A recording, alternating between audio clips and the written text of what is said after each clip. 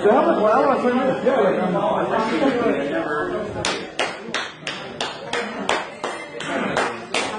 folks. This one will be the shortest introduction I've ever made, because with all this number, what it means is that all of you know who Faisal is, so I'm not going to add anything by adding additional information. He introduced himself, you guys all know him, so there you go, Faisal. Hello everyone, hello.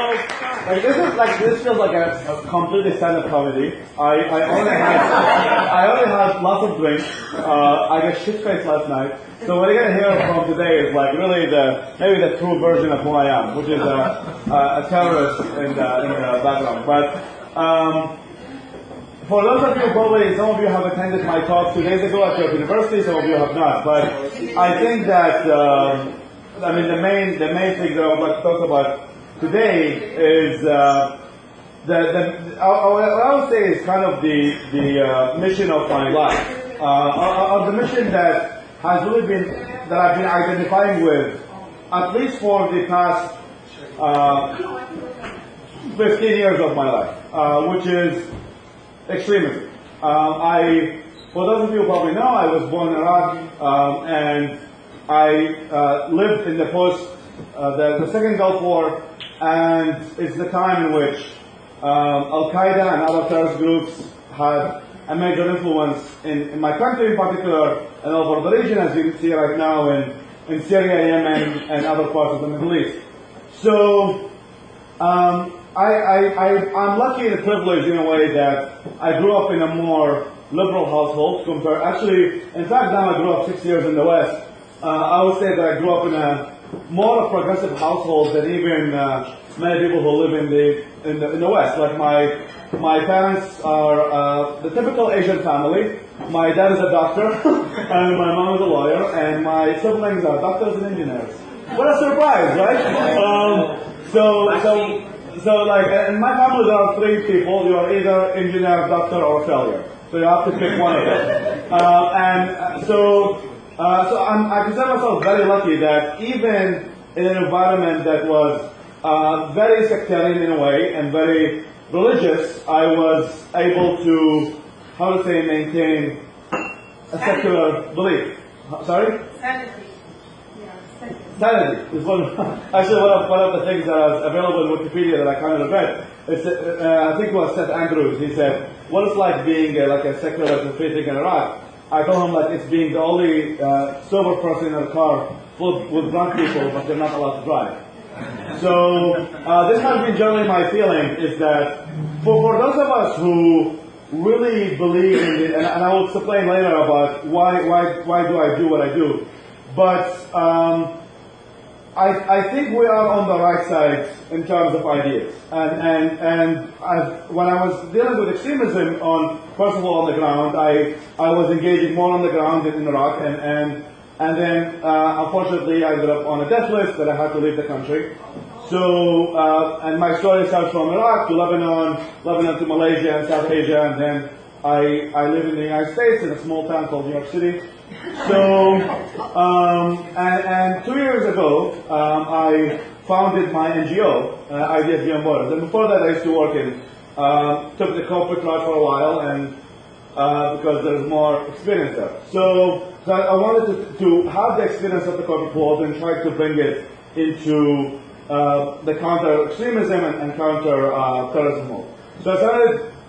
By the way, I have sensitivity to life. If you see me crying, it's not. I know I miss my mom, but it's very polite. So, but you do miss your mom. I actually do. That's actually true. I saw her last week. It was awesome. What I've seen, as I said, I've had professional / corporate experience of dealing with many issues around the Middle East.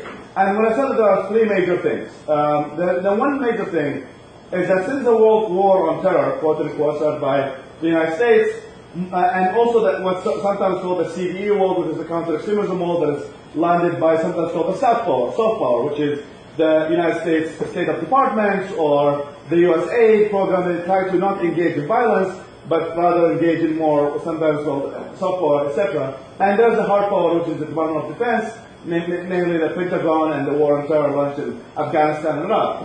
And what I've noticed, and in my opinion, I think it's common sense for many of us who understand the world and understand that region in particular, is that it's always been dealing with the tip of the iceberg. Is that we kill Osama bin Laden, congratulations. We now killed 10 members of ISIS in Mosul. It's awesome. See, we're doing an amazing success. But this only deals with the issue. On that, you kill 5 terrorists. Tomorrow, there are 100. And in the good old days, in which Al Qaeda used to be the one taking over Iraq, because ISIS makes Al Qaeda look moderate. In fact, Al Qaeda look liberal by comparison. Like, we throw gazes from the 6th floor. The 12th floor sounds too extreme, right? So what is actually the issue is that, yes, there have been some successes in the war on terror, capturing bin Laden, who planned 9/11, etc. But really, I would say that the world of extremism world of extremism, in particular Islamic extremism, have really succeeded in achieving most of its goals. And for the first time, I think in this century, in which you can see a terrorist group really occupying. I mean, ISIS occupied 1/3 of Iraq and almost another third of Syria. This is what it means is that now some of these terrorist groups have now the capacity to actually not just do a terrorist attack here and there, get a car to drive over bikes and kill 5 or 6, but rather they're able to institutionalize, build an army. Now the New York Times, and I hope some of you follow it, they have a podcast called The Caliphate, launched by Romini, and it's called, and they have now new episodes called the ISIS Files, that are being also handled by the GW Center for Extremism. And what they did, so really what they did, she went to Mosul and some parts of Syria and the capital of ISIS, which is Raqqa, and she was able to get most of these documents. She actually stole so many of these documents and she brought them to the United States, and now they're being translated. And it showed like the day-to-day basis of ISIS existing as a state. So what it means, and what it means is that for many of the years, so 9/11 happened in 2001, ISIS started, within the last 4 years.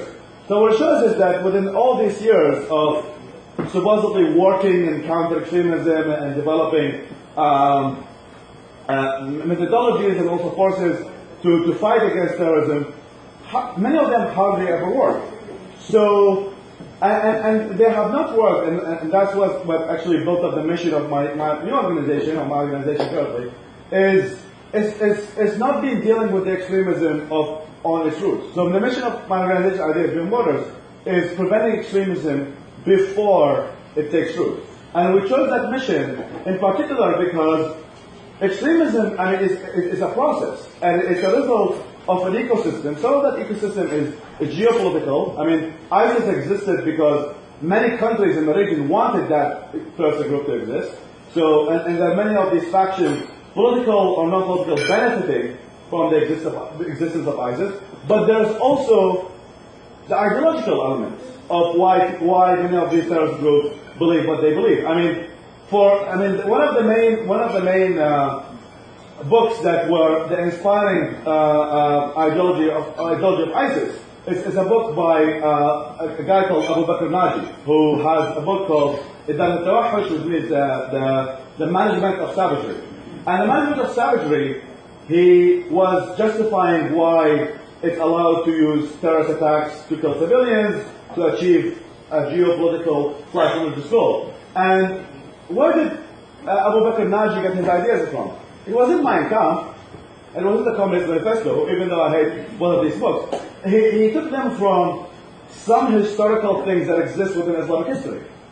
There are so many, let's move away from the Quran and Muhammad, because I think that is a very complicated subject. But if you take it further, when you start, let's say Islamic history exists after Muhammad, in which the caliphs from Abu Bakr to the beginning of the caliphate, you will see that many of what ISIS is doing right now is actually not that far from what has existed within the caliphate within Islamic history. Yes, there are differences that some people use swords and some people use AK-47s. There's some logistical differences between that and that, but at the same time, nothing that, I won't say nothing, but for the most part, what ISIS has done has not been really that different of what Abu Bakr Naji in his book Management of Savagery has used as a justification for using the extremist, to advocate for violence and violent extremism.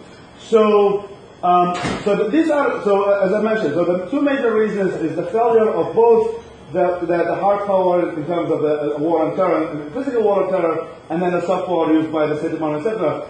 And I believe, as a founding person of that organization, and that's a belief that is believed even by some of our advisory board, like the Canadian American Steven Pinker, who happily joined us in that effort, is that the best way to really counter, if we really want to solve extremism before it takes root, is the values that all the extremists want to destroy. And what are these values? They are the values of the Enlightenment.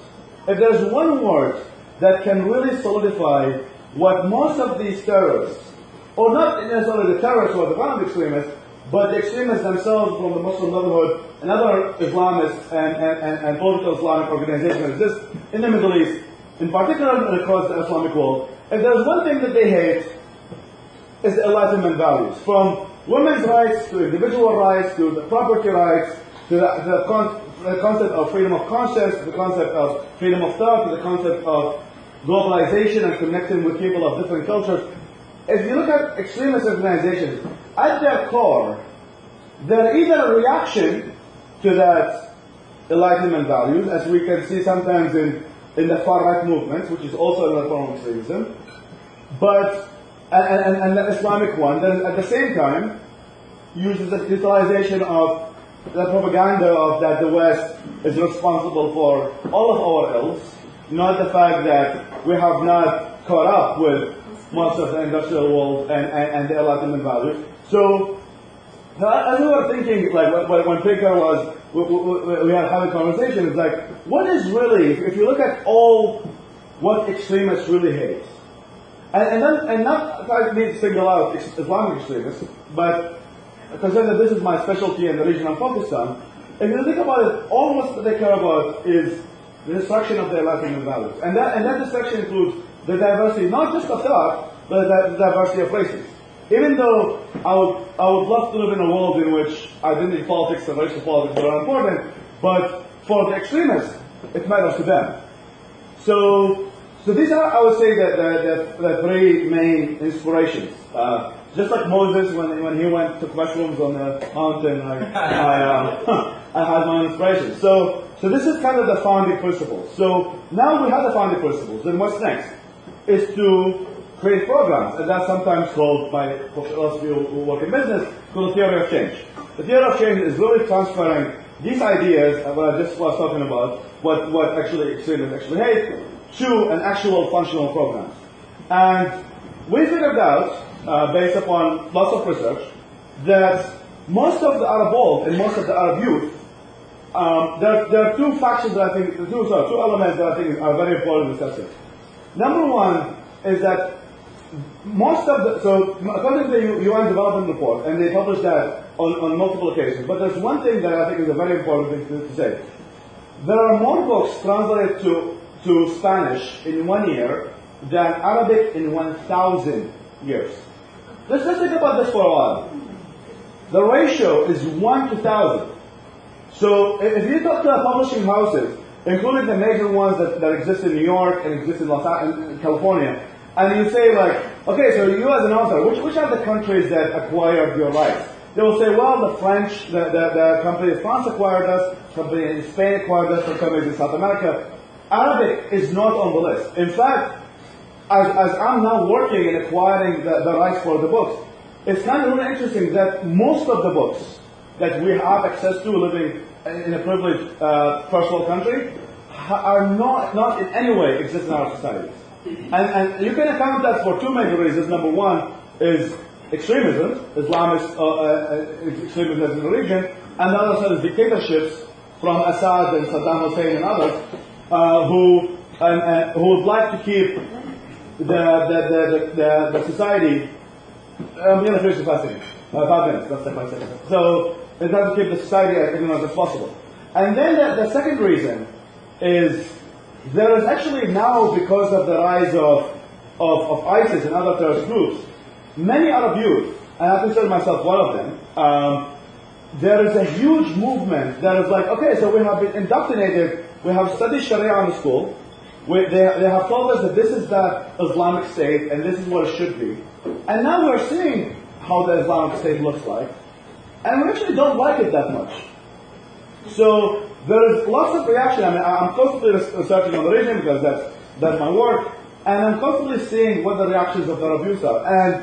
And I'm trying to solidify that evidence. And I would say, like, I mean, the Pew Research did a good job in that. But I think that if you just look at some elements, for example, pages that are advocating for science, skepticism, reason, and humanism and human rights have now millions of likes on social media. Millions. Not when it first started, for example, a group called Bahthul Suriyun, the Syrian researchers, and I believe in science. All of these pages. They started, they only had like 5,000 likes, 6,000 likes. And then this terrorist group showed up. And now many people are like, you know what? Especially many youth. I think that age plays a major role, because those who are more indoctrinated from a younger age, it's hard for them to accept more new ideas. But I'm talking to the generation that grew up when the iPhone existed, grew up with the concept of, okay, I can access this information, grew up with the concept of really the internet, for lack of a better word, and the social media. Even though many governments are trying to censor that in the region, many of them became tech savvy enough to uninstall a VPN on the computer. One of the former organizations that I worked for and I was advocate for is that we were giving many Arab activists the ability to put a USB in their laptop or computer, that in that way it allows them not to be tracked in any way inside the Middle East. So I've worked with many Iranian activists, Saudi activists, Egyptian activists, in which they can be completely disappearing, even though they exist inside Egypt. But in fact, if the government tried to trace them, that shows that their IP exists in the United States or Canada or some other ways. And I'm very thankful. Google is doing an amazing job in doing that, and some other companies. So what I'm trying to say is that there are two major elements that I think really important right now, and that is what when I started my organization is, number one, there's a moral need to create this organization and making the inaccessible accessible, and making the taboo ideas. Unfortunately, I mean, in many parts of the Arab world, things like basic dating things are considered as taboo. I mean, forget about LGBT rights and all of that things that exist in the West. So let's go to the basics. Many of the things that can be considered taboo is that, to give you an example from a program perspective, we have translation companies that work across the region. And one of the translation house is based in Dubai, and in which I'm so you went to. And they sent us a contract, and we're like, okay, and we sent it to our lawyers who are based in Manhattan, and they have two major things. Our translation house is not allowed to translate blasphemous or controversial material. Because the city of Dubai is part of the United Arab Emirates, and the United Arab Emirates has the blasphemy laws.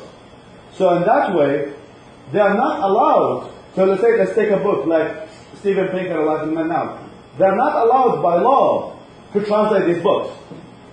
They're allowed to translate documents by British Petroleum, but they're allowed to translate Chevron. But when it's anything related to ideas, open-mindedness, human rights, women's rights, it's not allowed. In fact, and you can test me on this claim, look at Amazon Arabia. You can get the Adidas, you can get the Nike, you can get the newest shoes, the newest clothes, but guess what is banned from the category of Amazon? Books, as well as Audible. In fact, many of that content is not accessible in the Arab world. You can get, so what these states are trying to accomplish is that you will get the things from the West we want you to take. We want you to take the Coke and the Pepsi and the bra, right? And you can brag about them in front of your friends, but we don't want you to get the ideas. We don't want you to get concepts like individual rights or dignity or integrity. We don't want you to get that. So, as a result, that creates the need for us to actually being the publishing house that will do these things, because otherwise, many of these countries, and UAE is just an example, and unfortunately, when many people go to the UAE and go to many of these other states, and they're like, wow, this looks like an open-minded place, and they can drink alcohol and stuff, but in reality of how the day-to-day, not the foreign person coming from Britain or whatever who has a company operates, but the real Arabs who live in other provinces of UAE, like Sharjah and other places. Allahu Akbar. So Saudi Arabia, which I think is the worst example. So number one is that it created the need for us to do this from a purely moral perspective. The second one is the fact that even though many of these people live under oppressive regimes, there is a huge market. So some of our content, even though it was simple as an article translated by Scientific American or Skeptic Magazine, or we have hundreds of thousands of views. And the reason why we have that is because there is this market who is, for lack of a better word, there is no market, there are people. So the people are desperate. They look at ISIS, like, okay, I don't want that. It's obviously I don't want the barber that I go to every 2 weeks to be beheaded for shaving the beard. According to many extremist groups like Al-Qaeda and ISIS, they behead people for shaving. Because a good Muslim in their definition would be the one who keeps the beard and live a life according to the previous generations. So many of these people are, and I'm one of them. I lived under Al-Qaeda terrorist group for months. So many, and luckily, I grew up secular, so I obviously did not subscribe to their ideology. But even those who were closer to their ideology than I am, if you look at a spectrum from Al-Qaeda being 10, and the people who are 5, who are closer to that extremist ideology than I would ever be, they still think this is nonsense. But they think this is nonsense, but there's no other idea out there that they can build a new identity or a new moral value system that is outside what they already get influenced by or introduced to. So this is what I said about this inspiration, and I said about the programs, and I consider myself realistic in one hand, but I think that the Middle East, and I'm giving a talk actually in DC in a few weeks about that, is that the Middle East has a huge potential. In fact, I think it has possibly, and this might sound like a radical statement to say, the West right now is trying to figure out its identity. It's going through an identity crisis. It has its new migrant populations that are going to Germany, 1 million Syrians. They are having issues in Scandinavia. Most of these societies used to be homogeneous, and now they're trying to figure out how they go through, and as a result, they're going through the extremist route, through the far right and others. I think, and as you have seen from the country I live in, the United States, even though if you live in the East Coast, you actually don't feel anything. It's a beautiful place. So I think the West is going backwards. So the values that built the West, in my opinion, the values of Enlightenment and the Jeffersonian ideology, is going backwards in a country like the United States. I hope it's not the same case in Canada, but I think it is definitely the case in many parts of Europe. I think the West is going backward, and I think the Middle East is going upward. I think that the Middle East have tasted what is religious fascism looks like. They have got them as leaders. They have gotten them as principals in a high school. They get them in the elementary school. Many people are woke, for lack of a better word, in getting and understanding how religious or non-religious fascism looks like. And while the West had its rise of rejecting these ideas, I think it's possibly on the way going down. I think the Middle East is going up, and I think it could be that the Middle East and kind of getting this movement out there could be really, so now as the West is handling its counter-extremism that is coming from the Middle East, I think that those from the region will be one of the best deterrents to Islamic extremism in the West as well as in the region. So thank you so much for listening to me, and I hope that's good.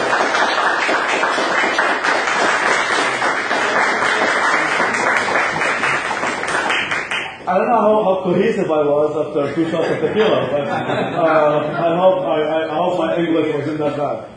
Okay, we need our branding. Oh, I didn't sign up for this shit.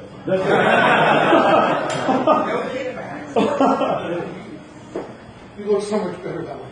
Thank you. Sure, please. Actually, you're talking about the prevention of extremism, and actually there's two documentaries out. One is called My Brother the Islamist. Yes. And the other one is called My Brother to Paris. And this is about how a white British person gets into the extremism. Yeah. And it was his stepbrother who who got sucked into it to the point where he got I think he gets 9 months in jail for trying to do terrorism. The brother. Yeah, I was talking about. Yeah, I know the one that documented on Channel 4. I think the one you're talking about. Yeah, the UK. What's your question? If you have any. But the other thing I saw interesting was, or noticed that when you said about Dubai, they let in the running shoes and stuff.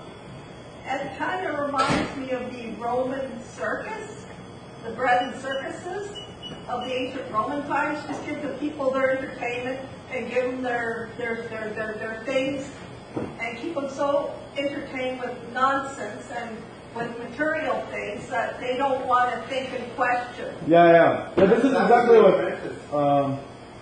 This is exactly what many. I mean, that practice exists in a free society, but there's a difference. But this is what many Gulf states have accomplished. I mean, not necessarily Gulf place. I think there's country Mauritius. I think the island of Mauritius. If you go to the resorts, it's amazing. It's like going to Cancun, like it's the equivalent of going to Cancun. Outside the country of Mauritius applies death penalty for blasphemers. You think of Maldives. Maldives. Sorry, they're all in M. I'm not racist. They're all both in M. And Maldives. Yeah, so Maldives is a country that many people go to for resorts, and I think it's a very gorgeous country. I've never been. But from the pictures, it's very beautiful. The country of Maldives is also another case of that, is that for those who come from the outside, they go there, they stay in the resort, it looks absolutely normal. They have bars, they have clubs, they have everything. But try to go outside that resort, you will see people who leave Islam will be killed in public, etc., etc. So, but what they do with their PR machines, they always say visit Maldives.com, right? And they show you these beautiful pictures. But if you really try to begin, they're also one of the closed societies in terms of freedom of press, freedom of information. So they shelter their society of more of what's happening in the world, but at the same time keep this beautiful results because it's a great revenue for the country. Sir. How productive is the kind of Ali Rizvi or Armin Nabavi secular? Oh, you're not talking about other brown people. No. But as a former secular jihadist. Of color. Yeah. Yeah. You were on the podcast. Yeah, I was, yeah. How productive is it to confront the religion directly? Because I lived in, I worked abroad in Egypt, and the religion is pervasive, and they have a monopoly on all of the kind of social and cultural institutions, and you can't get the liberalism in there without, in my view, discrediting the religious aspect to some degree. So because the retort is going to be, well, God says we got to do it this way, and then they have the masses behind that because they've been scared into or indoctrinated into that. So you've spoken a lot about introducing these values, but not a lot about confronting or discrediting the paradigms they. Well, I was told that if I have to be in Canada, I have to be politically correct, so I'm not talking about anything. That was important. Listen, I don't know if you have watched the episode that Islam versus Islamism that I did with. So I do have a difference of opinion with some of these folks, and I'm more than happy to say it. So number one is, what is the goal? What are we trying to accomplish? If the goal is trying to get rid of religious institutions, get rid of religion, get rid of theology, that is a goal. But my goal is civil society and cohesion. These two things, some of them are mutually, in my opinion, are mutually exclusive. Is that the direction I'm trying to go to is that what is the type of society I want to live in compared to what type of society of a Christian or a Muslim want to live in?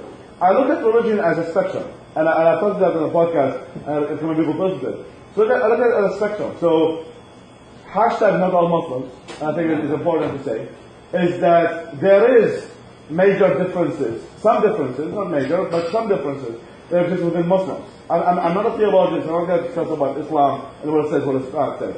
But there are differences between Muslims. And civil wars, as they exist in the Middle East, show that there are actually differences between Muslims. There's no better explanation than that.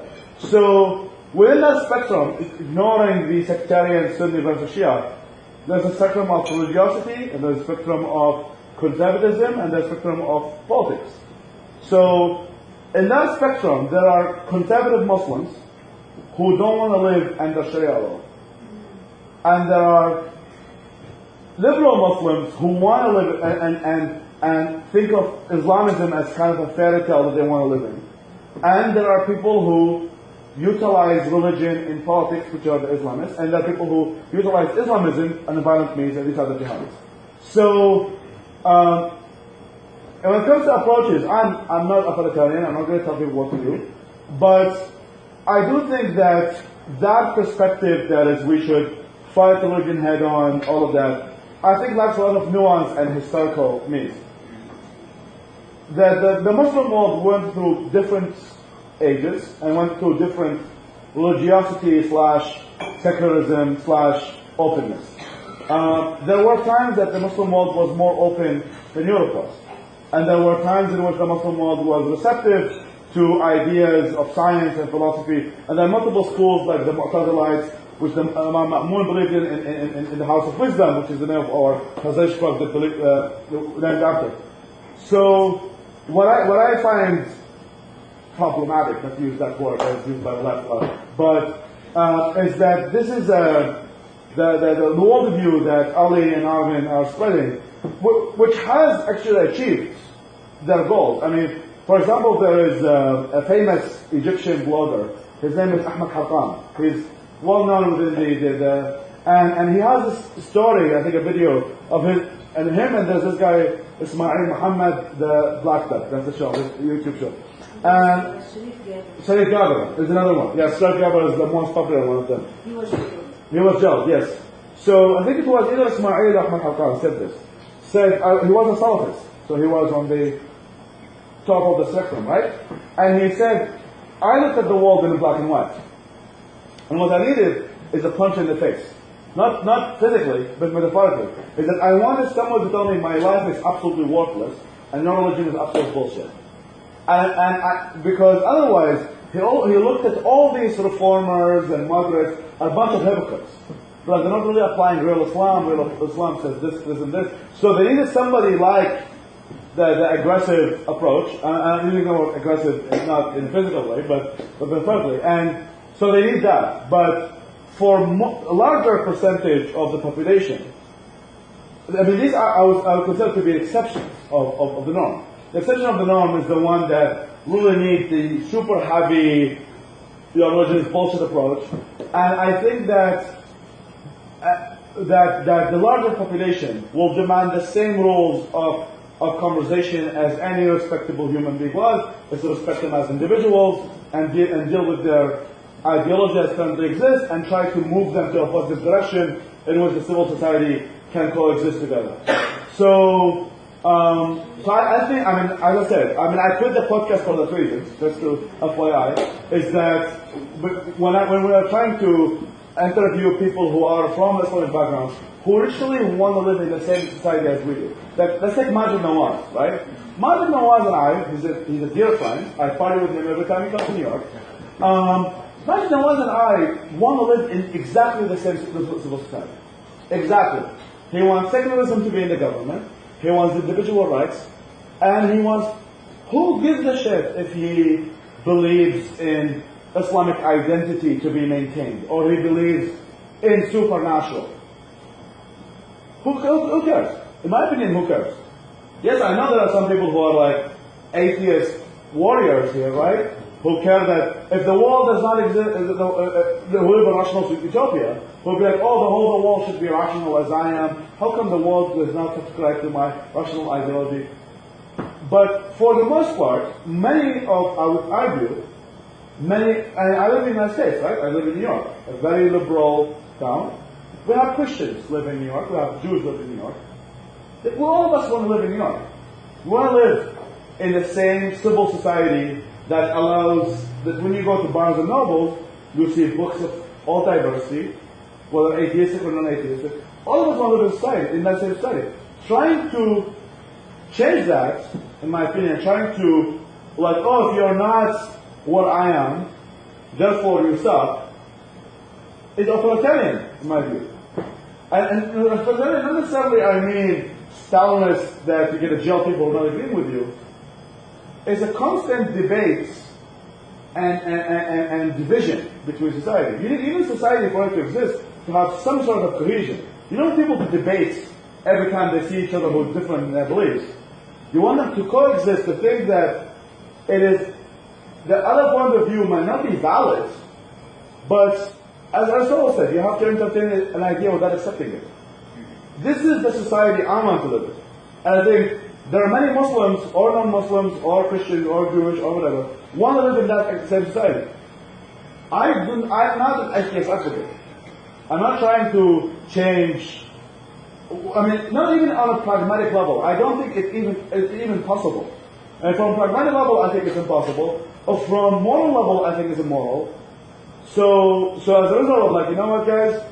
I think you do what you want to do, and I will do my own shit, starting an organization and getting stuff done. So this is the plan. Thank you.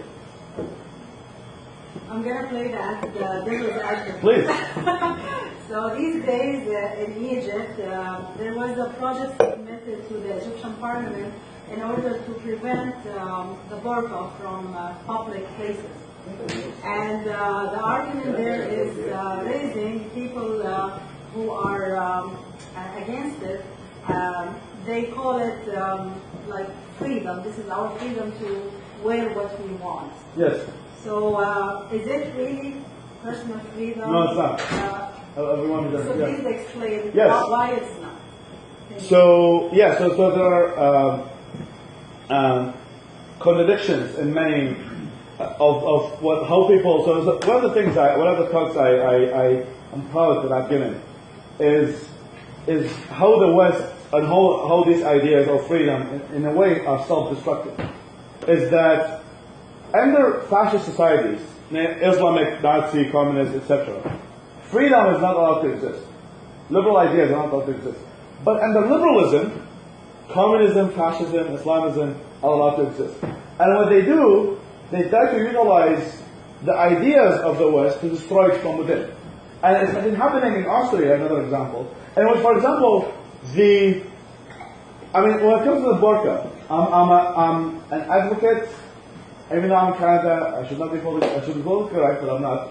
I'm advocate for the ban of the burqa. Number one, it represents a very repressive ideology. It's not just freedom. It represents an ideology. Like, there is no Salafist, which I think where the burqa ideology comes from, has any ideas that is nothing but destruction to the Western society. And number two is for purely security purposes. We in many cases we don't allow somebody to wear a Darth Vader to enter a bank, and we should not allow somebody who wears a burqa to enter a bank. And the fact that, thank you. And the fact that some people can utilize religious terminology, they're using it a lot in Europe, in many countries in Europe, and that they're trying to utilize many of the laws that were supposed to meant for protecting Jews from anti-Semitism. They're trying to use many of that to be like, yeah, see, just like you're not allowed to say this and this about Jews, you're not allowed to say this about Islam. And therefore, as a result, actually, to give you a more crazy example, that I encourage everybody to watch this. So, Deutsche Welle, there's a German television station, which is like kind of the equivalent of the BBC, and they have Deutsche Welle Arabic, which I think is amazingly great. They try to highlight liberals, they try to highlight secularists and human rights activists. A Syrian guy, they interviewed a Syrian refugee. He said, the mosques here are more extreme than the one I'm used to in Syria. Yeah, that's true. That is fucked up. I'm sorry. That is fucked up. Because there is more freedom to Because yes, yeah. So in a funny way, the West allows for more extreme mosques to exist than even the ones that exist in the Middle East. I'm not in any way trying to look at destruction of anything, but what I'm saying is that it makes no sense. I think that's why I'm always in conflict. Thank you. I'm always in conflict with many of these libertarian / like free speech absolutist types, and I'm like, yes, like I think that freedom of speech is a great idea. I'm not the type of guy who says like freedom of speech, but and maybe I am. But anyway, I think of it as whatever value I subscribe to, is that I think of it from a larger perspective. Is that on one hand, as my specialty is the counter-extremism and counterterrorism law, and I've been dealing with this moral question because I work in corporations that consult for YouTube and other companies. And why are we allowing ISIS videos to exist on YouTube? What is? Yes, we talk to a libertarian free speech absolutist, and they will tell you like, oh, it's a freedom of speech. So you allow a video or content, in whatever shape it is, to exist in your society that, if you analyze the content, is about destruction of that society. But and somehow freedom of speech transcends the concept that destroys the concept of freedom of speech. And I think that as a result, the West is losing its fucking mind in this, in my opinion, is that, in a way, yes, these are some of the values that have freedom of expression, freedom of religion, all that. But the same way, I mean, I'm talking about personal views, I'm not trying to depose anyone. I mean, I consider myself a capitalist. I believe in the values of the free market. But also I believe in regulations on environment. I think that BP and Chevron and stuff should either pay carbon tax because they lead to destruction of the environment. The same way, I believe there should be regulations on speech that leads to destruction of Western civilization, but Enlightenment civilization. And we're allowing that, and we say, oh, burqa is a form of freedom of expression. This, the ISIS video, what the fuck are we doing here? We are allowing to the values that destroys us to exist, while when I have to deal with the Middle Eastern world, and the Arab world in general, in which I want to spread human rights and liberal ideas, we have to face thousands of restrictions. In fact, some of the translators we work for are afraid for their lives to even put their names on the book they're translating. They're afraid they're going to be beheaded tomorrow for translating Enlightenment Now, for translating an article on Wikipedia about evolution. They're afraid of being beheaded. And yet, the same people who would behead this translator come to the West and have freedom of speech to advocate for the values that will behead this translator. And somehow, this is considered a good idea because It is what it is, and it will be shut for. I think that if there's one thing that immigrants can bring to this country, is to bring some paranoia and make them think twice about there's idealism and there's pragmatism. And if we're at war with bad ideas, then we should not let these bad ideas destroy us from the inside. Does that answer your question? Can I ask a follow-up to that? Please. So what would you say is the criteria that would basically, like, where do you draw the line? What would be the criteria? And also to sort of play devil's advocate, how would that be different than, for instance, last time because now it's control on speech, right? Yes. So how do you make sure that they're not making the same errors? Not you, Yeah. right? You're not making the same mistakes. A great question. I think, as I mentioned before in the free market situation, I think that what sometimes is referred to as the slippery slope of censorship. I think it is, the slippery slope is a slippery slope. I think that, as I said, like when you talk to some of the libertarian folks in the free markets, and you say, okay, I want regulations on the environment because it's touching. Oh, you're going full communism here. No, I'm not. Just because there should be regulations doesn't mean that I support communism or even socialism in that regard. So what is the criteria? That's an amazing question. I think that it is, as someone who believes in civil discourse, and I think it needs to be figured out. But there should be criteria. I mean, the United States Supreme Court, I don't know about the laws in Canada regarding free speech, but the United States Supreme Court also put a restriction on free speech that says direct violence is not allowed, and therefore to hate speech. So the United States, yes, there is a First Amendment, but it also put a regulation. Maybe as not as heavy as I'm advocating for. And number one, I think there are two differences. There is the constitutional First Amendment, and there is free speech as a concept. And free speech that is applied, I mean, as I said, I have not familiar with Canadian laws. I'm going to talk purely as someone who kind of get the American situation. And in private companies, there's a difference between Alex Jones being banned on Facebook than the government jailing Alex Jones for spreading bad extremist ideas. There's a difference in my opinion. And so the First Amendment protects the individual from government intervention. That means the NYPD, LIPD, the government, BI, all that, is not allowed to arrest you for spreading some of these ideas.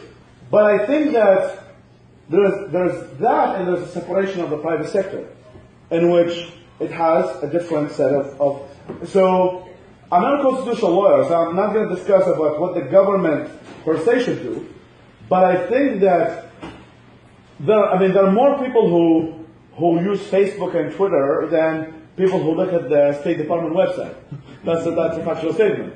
And I think that these companies should do something. I mean, they try to do something at the beginning, and sometimes as a result of regressive left-wing ideology, they're also very selective about what they censor. So I mean, they censor Alex Jones, but at the same time, Ayatollah Khamenei has a Twitter account, and who is advocating for killing people, and so is Islamists advocating for killing people. I think all these people should be banned. Because, it's not because, it's that, I mean, I think that, so to give you like a line, so there is a distinction between extremism and violent extremism. There are people who believe in extremist ideas and don't act on them, and there are people who will take it to commit a violent action. I think, for a start, considering that we have not fully figured out extremism really well, for a start, we at least should ban the concepts that obviously lead to violence. So we can start there. I'm talking about private citizens and private companies. I'm not talking about the government and what the FBI should do. But I think we should start there. And I think they are common sense. I mean, you have Belgium there are more ISIS members came from Belgium than they came from Morocco. Isn't that crazy? And because many of these Belgian Oh, my own color. Many of these Belgian extremists utilize Facebook and Twitter and whatever social media platform to spread their ideas. And yet, if we can really define a causation and correlation, we really define that if this imam gets 100,000 views, more likely at least maybe 100 will become terrorists. We can actually, this is not arbitrary in my opinion. In my opinion, it's not arbitrary. I mean, even, let's take an example from the Islamic, the far right, the Alex Jones times. Alex Jones, that's what actually I got triggered about Alex Jones. Alex Jones made a video, said on the 4th of July, the Democrats are launching a civil war. You laugh, right? Let's say this video went viral for whatever reason. It has 2 million views now. And it's been shared by the people who hate Alex Jones, because anytime a crazy video shows up, it's not just necessarily the people who agree with it share it, but the people who don't agree with it share it. And same with hit pieces, let's take hit piece against Sam Harris, right? The people who share that article, maybe the people who hate Sam Harris, oh, Sam Harris is a fucking moron, or the people who like Sam Harris would be like, what the hell is this article? So as a result of this context, so there has been studies being done that hit pieces actually have a better chance of spreading than factual material. Or positive. Nobody wants to hear an article about how this person is wonderful. But when this person is bad, everyone wants to hear that. So we know many of these things. In terms of how market research is done, we know that these things actually cause damage. And if 200 people who are fans of Alex Jones, who I think most of them live in the South, right, in which gun laws are pretty open source compared to other states in the United States, and 200 of them show up and, as a form of self-defense, and go kill a bunch of people that think they're liberals, I think we should ban that video from the beginning. I think we can establish scientifically, if not scientifically, data-wise, that the spread of these ideas leads to violence. I don't think it's arbitrary at all, and I think we should establish when it's I think it's arbitrary at all, and I think we should establish when it's established. Yeah, I think we can establish that, in my opinion. I don't think it's arbitrary per se. I think there's data to show that. I think that the country, yeah. Sure. Yes, sir. Yes. Let's assume that your goal, which I share, most people share, is to transform civil societies in the Middle East to become less supportive of extremism, maybe more democratic, more tolerant. And let's imagine that you are the leader of the free world, and you have to choose politically whether to back a country like Saudi Arabia or a country like Iran. Which one would you choose? I mean, okay, so do you want me to talk pragmatically or realistically? Pragmatic. Which is more likely to further your goals of transforming the Middle East into okay. a society? Yeah.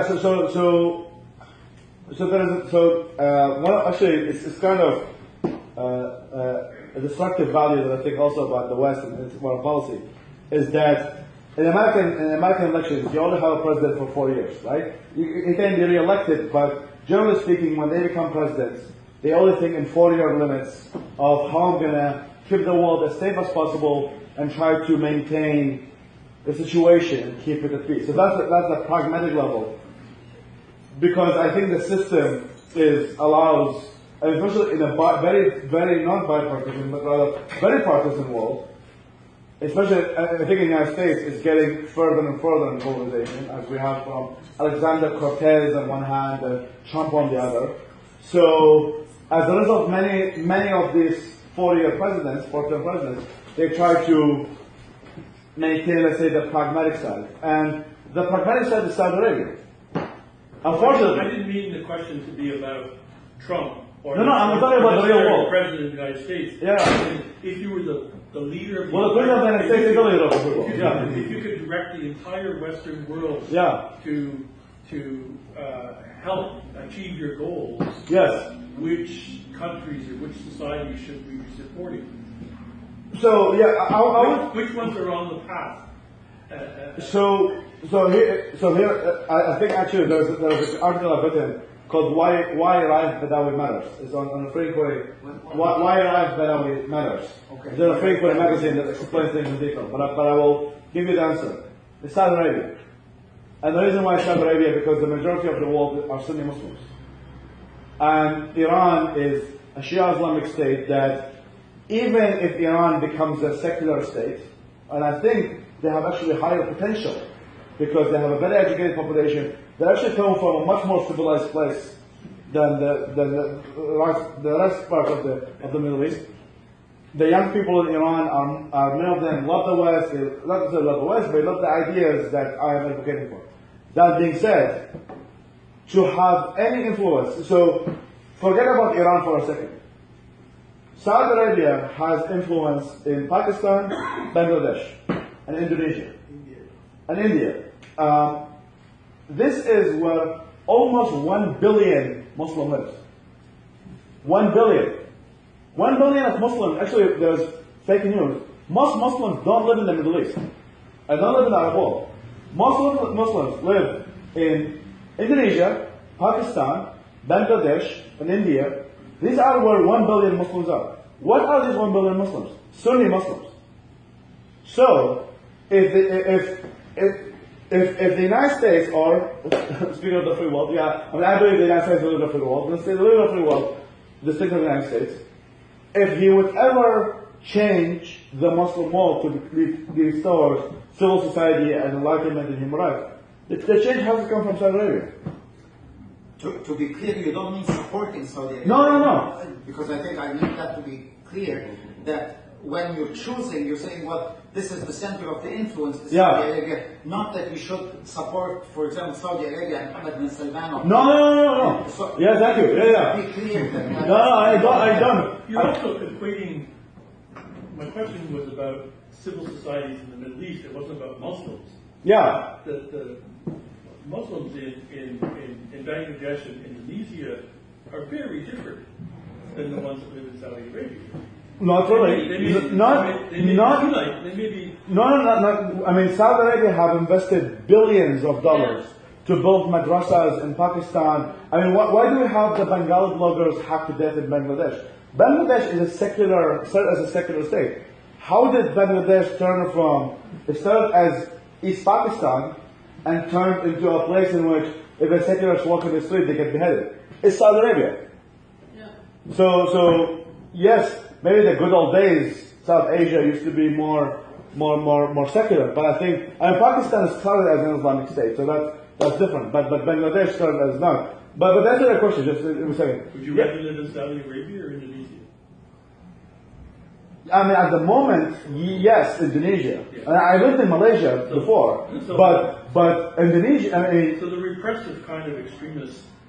Well, the repression is cancer here. It's not existing in Indonesia. No, I mean, cancer level 3 and cancer level 2 are different, and I would rather choose the one that is worse. But they're still extremists. And in Indonesia, just a few months ago, in Ireland, they lost a woman for. Yes, as a male, number one.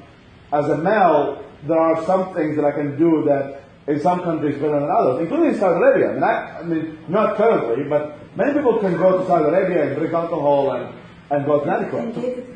And gated communities. But, I mean, so did I answer a question, or do you think I should? No, it's not. Yeah. I think we have. No, you did partly in the sense that. No, I would love to. I think we agree that Iran is on the right path towards the kinds of societies that we would like to achieve. But what you're saying is that may not spread beyond the borders of Persia. Yes. Yeah. Number one, and number two. And that's true, but by as what Trump is doing is actually creating enemies out of the Iranians and inhibiting the progress that they're gradually making. Yes, so here's very interesting by thing. supporting their bitter enemies, Saudi Arabia. Here's one interesting thing about Iran. One of the things about Iran is that, and I've talked to many Iranian dissidents, and what was problematic about the Iranian dissidents, and I interviewed many of them, is that, number one, they are extremely divided, and they all hate each other. And the only organized group that is counter to Iranian existing regime is called the MEK, Mujahideen Khalq Iran. They're the largest Iranian opposition group. Let's say if, as of now, it doesn't matter what Iranians, the average Iranian think, because they live in a closed society that the only one who's representing them is the Ayatollah. So whatever Iran believes in right now from the lower individual, it doesn't matter. And number two, in a country like Iran, and Iran versus Saudi Arabia, here's, I think, a very major difference. I think I mentioned at the beginning. Iran has a civilization.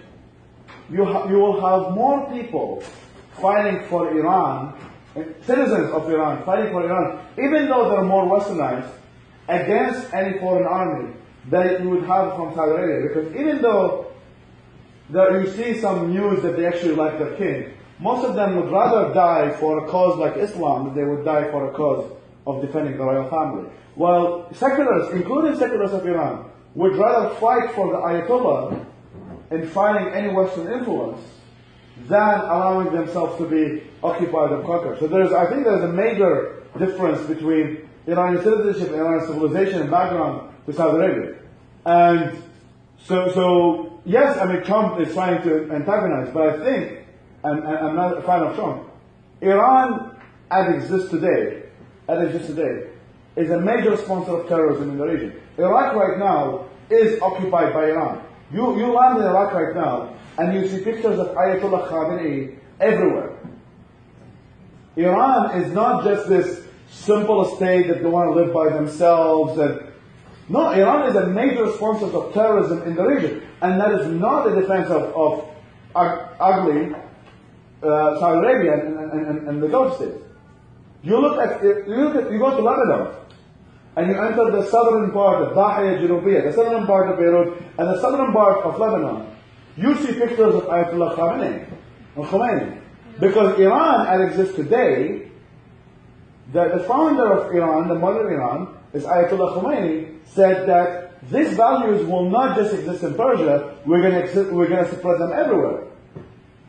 So yes, Trump is making the worst bet. I don't think he will ever make the right bet.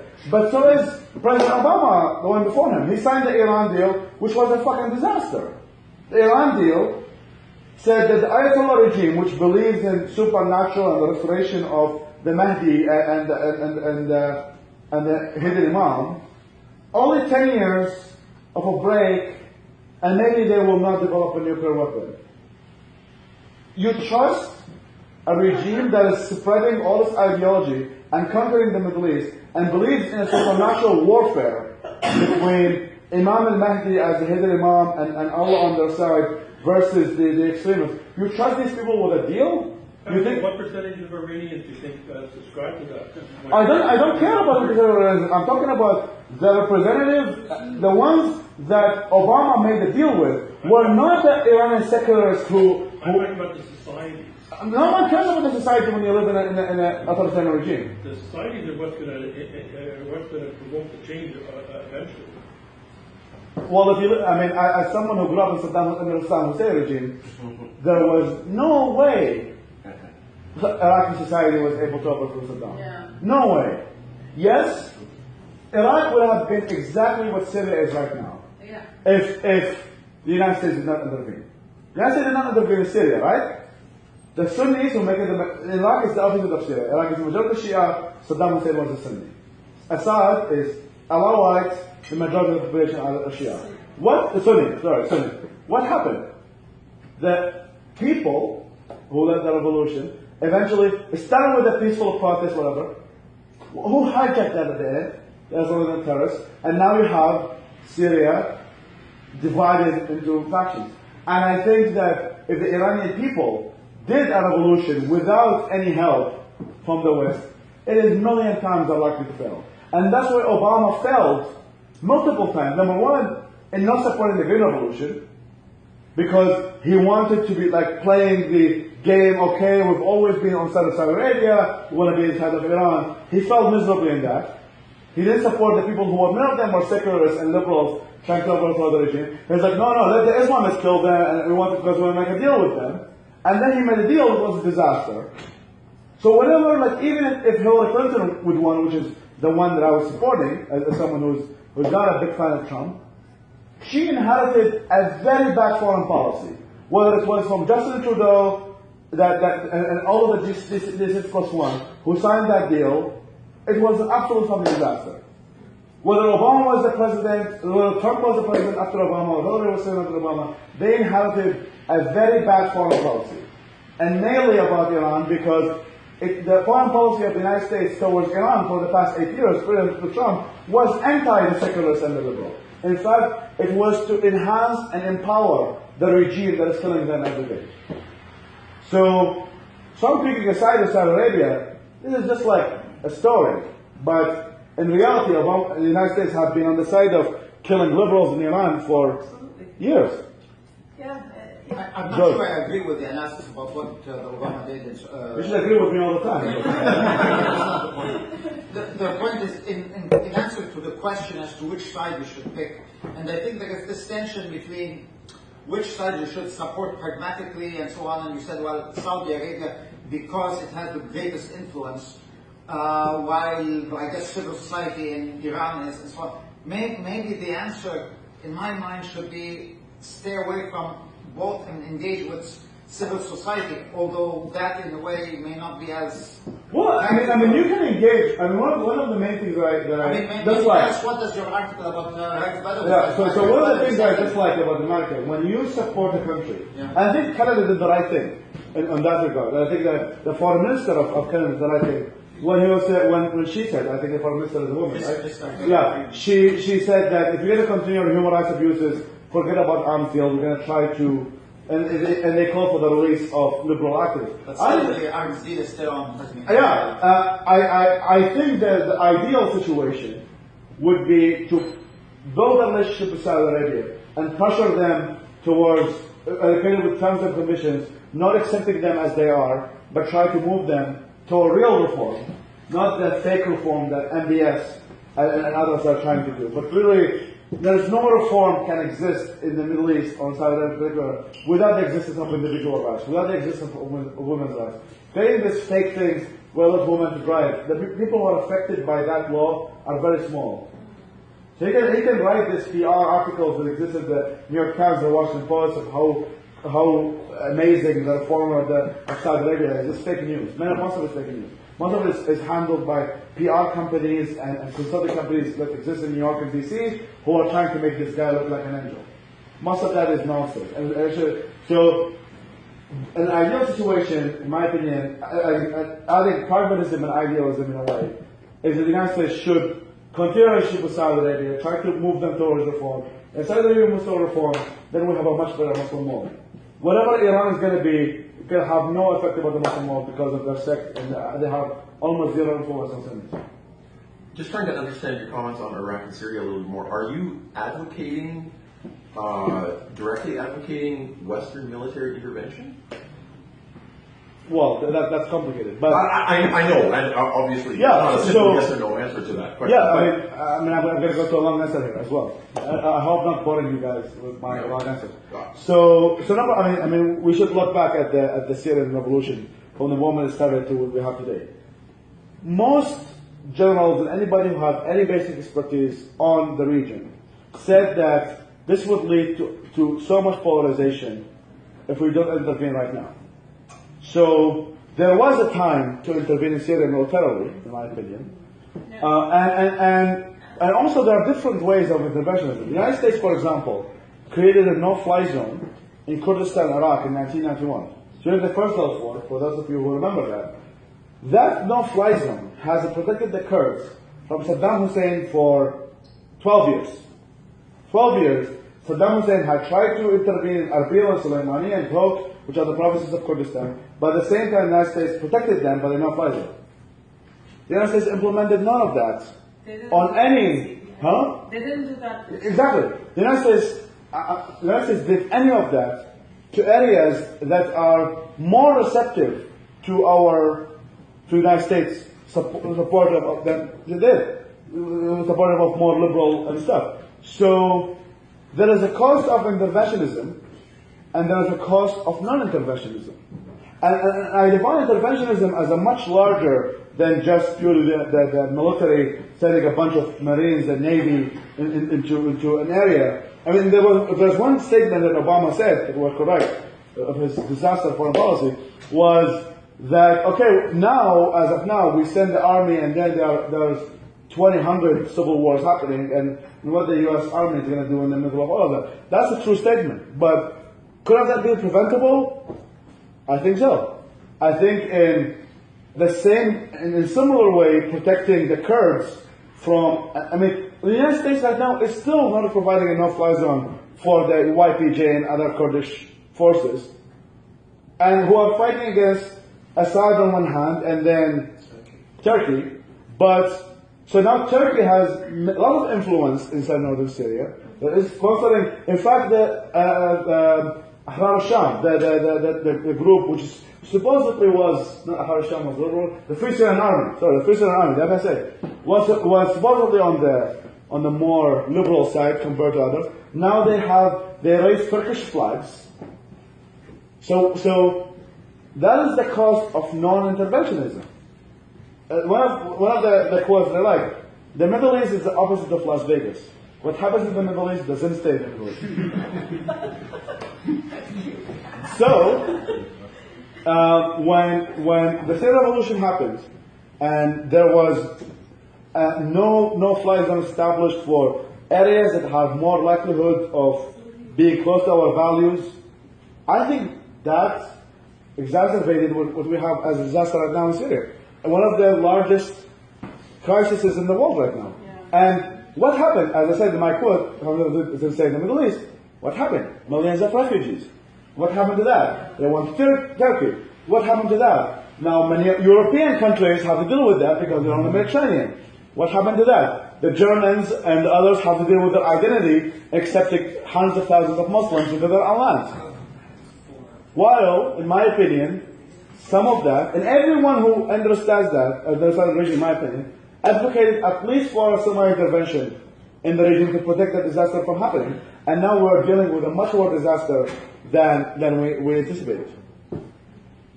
May. Faisal, back to your mission, as I guess the only outside of this conversation. Since you said, like in Dubai, for example, they don't allow for the books that carry controversial items. Yeah. So how you're delivering or... Great question. You asked me that question and somebody else did. Okay, so I don't have a technology background, FYI, and what we do is that we create, for every content we create mirror websites. Sorry? Mirror websites. Okay. Mirror websites, for those who don't know, is different URL that has the same file that exists on a different database. So when any specific government tries to ban the file there, that file can exist in different sources. And because we're a non-profit, we actually don't make a profit from the books. We don't sell the books. We make them available for free. We allow people to download and upload that file on their servers. So as a result, we allow people to get the book from different sources than just us.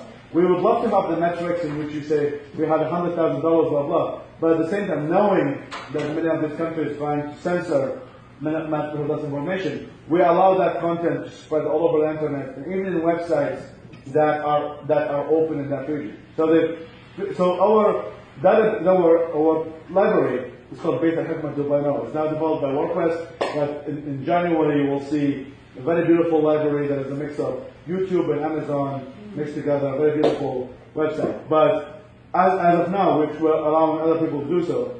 So even if let's say Saudis or UAE bans Beit al-Hikmah too, people will still able to access the file from many of our distribution partners that are not banned in the region.